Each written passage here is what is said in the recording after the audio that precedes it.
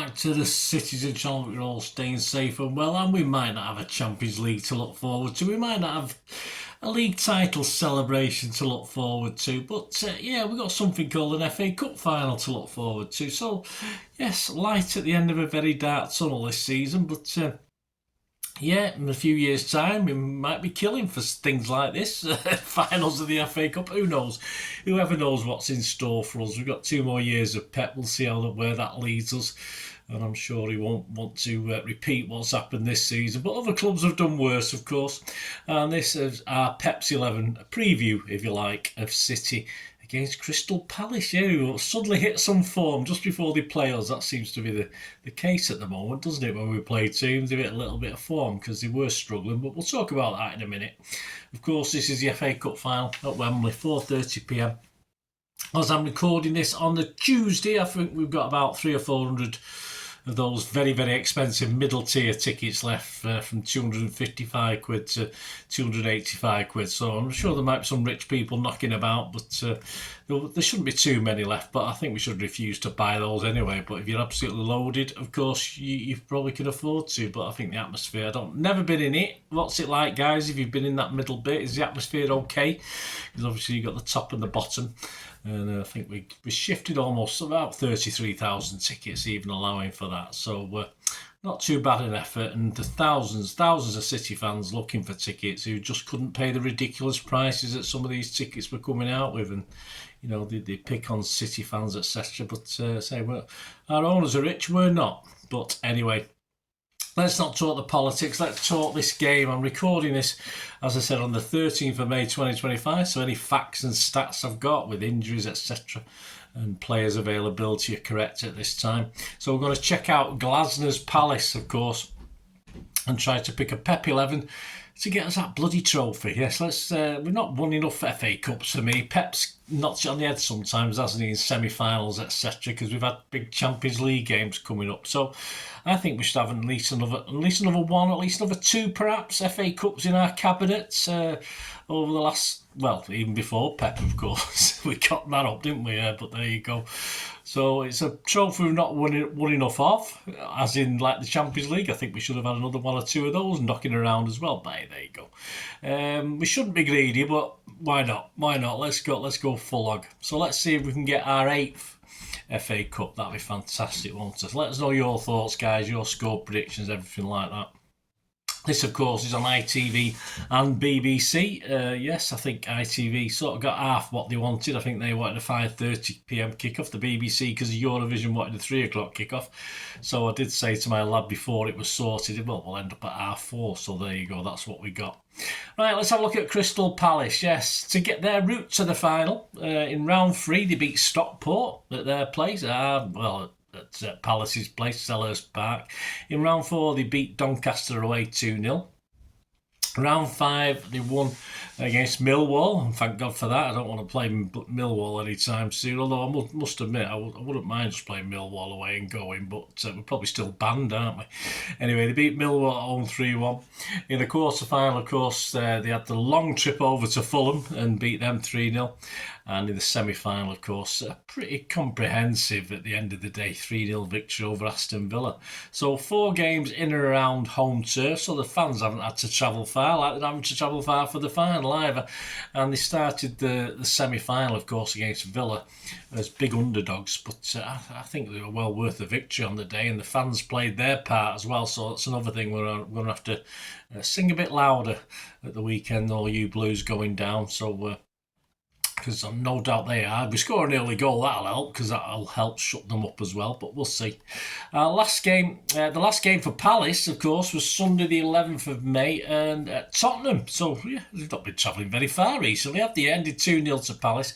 Palace absolutely tore Spurs a new one in this, dominated all the stats. They had 23 shots to Tottenham's 8. They got 10 on target as well to a Spurs pathetic 1 on target.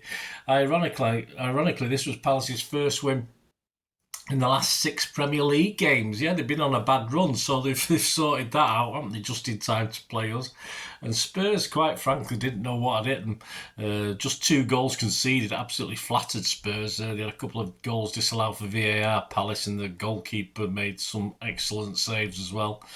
So there you go. They're back on track when we had to that dirge down at St Mary's, of course.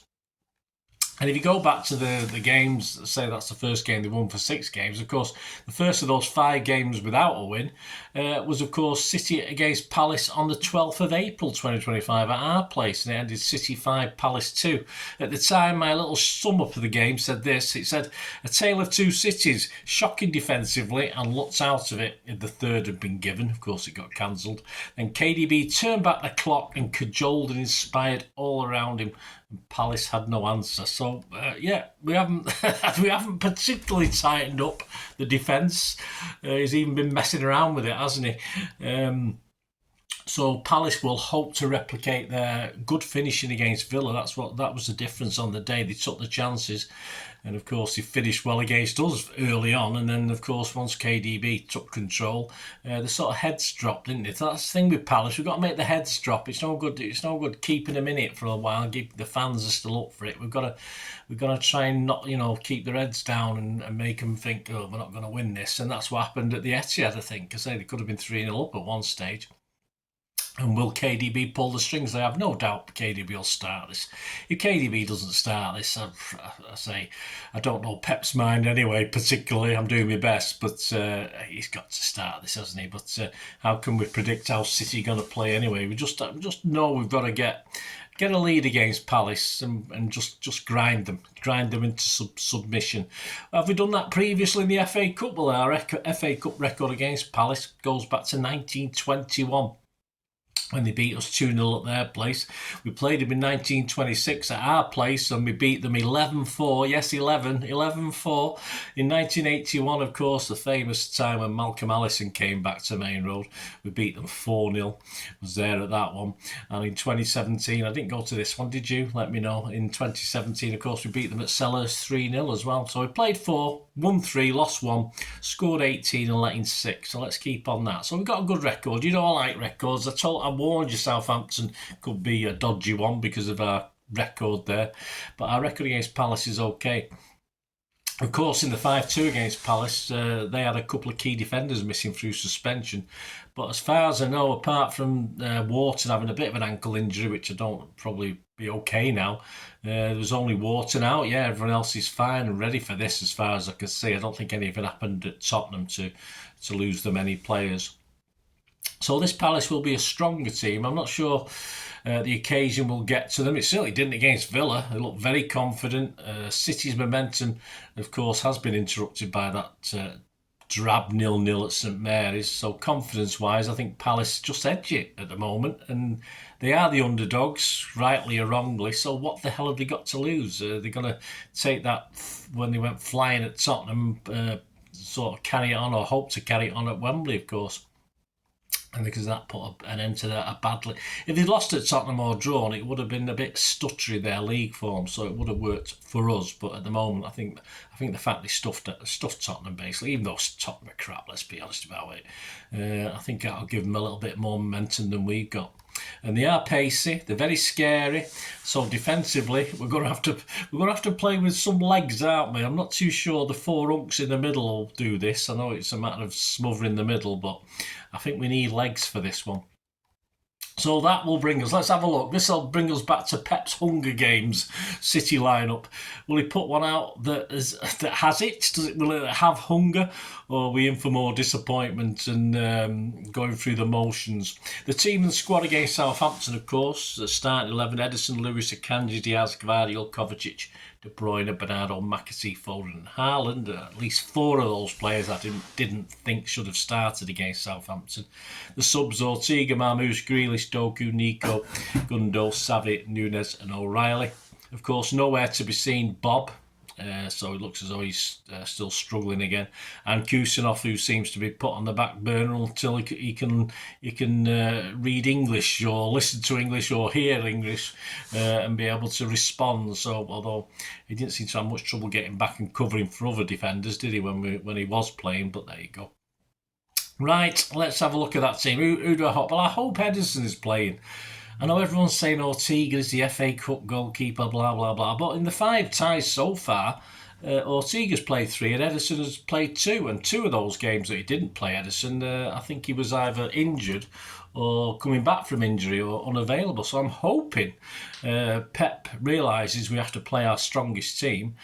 Distribution-wise, we've got to be confident. Our defenders are more confident with Edison behind them. So, all right, what we might lose in a little bit of shot stopping, and we made up by Edison's, as I say, keeping the defence a bit calmer and distribution-wise. But it could be either. But I'm personally hoping it's Edison. Our best team, if you've named the best City team, I think we've agreed this season. A lot of people wouldn't have probably agreed last season, but I think this season most City fans know Edison is the way to go, although both keepers could be leaving. So the heads, we're not too sure. If Ortega's showing a bit more up there in training, etc., he'll start the game. But I want to see Edison.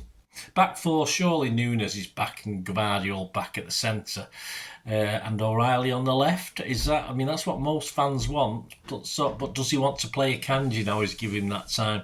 He may replace old moaning Diaz, despite Diaz and Gvardiol being a good pairing recently. How about moving O'Reilly into the middle so he can get Akanji in it as well? It doesn't give us much options off the bench defensively. But of course O'Reilly does favour his favoured spot in the middle, and Pep's always going to throw a wobbler or two, so that would be interesting. I don't expect Nico Gonzalez, the invisible DM, to come back, so I expect a double pivot in front of that, the goalkeeper and the 4 defenders. Kovacic, I think, should be a shoo-in, recent form. But who will complete the pivot? You just know Pep will want to play Gundo at Wembley. I don't think that's a good idea against Palace, but why not O'Reilly and Cover? Old wise head and the legs, to the pair of them, they can both compensate for each other. Foden is a funny one. Surely he's not going to start. His form is terrible, and like Gundo, it's hard to imagine. It is hard to imagine Pep not starting either Gundo or Foden. If he shouldn't do, because it doesn't seem right. But you just can't imagine Pep not doing it. And Haaland, Haaland for me, he needed to be brought back slowly, but he's already played him last week against Southampton on the basis, I think, that he's going to play him this week. So I think a Wembley FA Cup final without Haaland is probably not going to happen either. And mobility-wise, we want the energy of Marmoush. So we know Marmoush and Haaland can compensate for each other. So I would not be surprised to see them both playing. I don't think it's either or as far as that's concerned. Will he play a winger? If he does, sure, it's got to be Doku over Savi. But again, it's Pep. And of course, players, I think, generally, the only players I think in that Saints squad with no chance for me of starting, or I hope no chance, McAtee, sadly Grealish, and Nico, who's obviously just on the back burner now, isn't he? So I'm going to go with the team with 5 changes to that Southampton team. I'm going to go with this. I have gone Edison, although, as I said, if it's Ortega, it's Ortega, but I've gone Edison. He's our best goalkeeper of the 2 for whatever reasons. Nunes, Diaz, Akanji and Gvardiol. So they have stuck Diaz and Akanji together, although they haven't, obviously, he may just drop Diaz. I don't know. And then I've stuck O'Reilly and Kovacic as working the double pivot in the middle. And De Bruyne, surely. KDB's got to play in this, hasn't he? Surely. I don't think there's any doubt about that. And then I think this has worked for us. Doku, Marmoush and Haaland up front. I think that's the way to go with this one. And that will leave on the bench people like Ortega, Lewis, Gundo, Grealish, Savi, McAtee and Foden. And, if need be, Foden might just produce a bit of magic if we're desperate, stuff like that. Gundogan can produce a little bit of magic. Lewis will give us legs later on as well. Grealish can hold the ball up for us if he has to come on late, if we're hanging on to a win. Savi can swap for Doku or give us another option as well as Doku. So there are options, not just McAtee, forget about him. But there you go. So that's my thoughts. Let me know what you think, guys, of that starting 11 and your your starting 11s. Prediction wise, Andy Morrison said, by the time Forest settled into the game and understood the occasion, we were 2-0 up, but they still looked very dangerous. The same thing might happen here, he says. Palace were hugely impressive beating Villa 3-0 and they played with a lot of freedom, but we are a team who understand the moment and that experience counts for a lot. That's why I'm going for a 2-0 win for City. Our defenders look solid. Really? And settled of late. Well, it's settled, yes. I wouldn't say we look solid. Rode our luck a bit. And I think this will be a wonderful day out for our fans. Yes, it will be, hopefully. And another trophy for the cabinet. Yes, of course, Andy would have done that before the Southampton game, probably before the Wolves game as well. So he's had to make that decision there. And then I've had a bit of hindsight. I know what happened in those two games before I'm doing this review or preview. Mozza prediction 2-0 for City. You get 15-2 on that, guys. Please be gamble aware and never gamble more you can afford, and please seek help if you do have problems with it. I'm going to go for a nervy 2-1, and it's not going to be a comfortable 2-1. I think I'll go for a nervy 2-1 for City, although as I said, it would not surprise me one iota if Palace pull this off. I just don't. I'm not confident in this City. I don't think we can be confident in this City this season, and it's something we've not said over the years, is it? But I'm a City fan. I'll go for a City 2-1 win.